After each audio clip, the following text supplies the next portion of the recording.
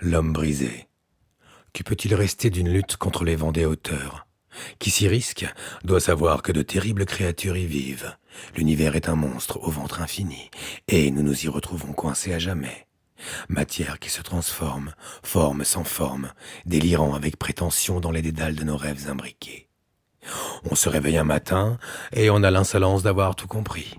Est-il nécessaire de porter en nous les souvenirs d'hommes et de femmes douteux?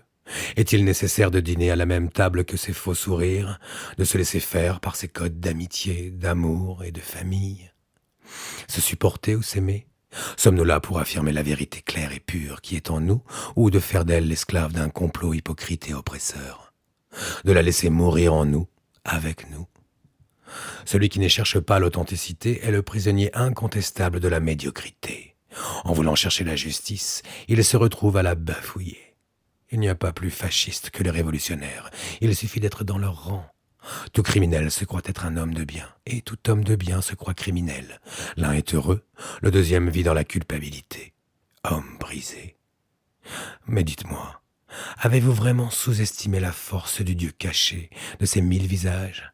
N'avez-vous jamais entendu le nom du Dieu des apparences? Celui qui devient qui il veut, quand il le veut. N'avez-vous pas compris l'essence de ses actes?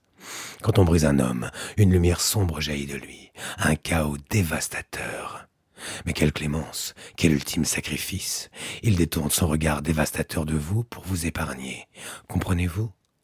Jusqu'à présent, tous ces actes étaient de clémence, mais malédiction à celui qui en doute. Derrière lui, une épée aiguisée est déjà prête.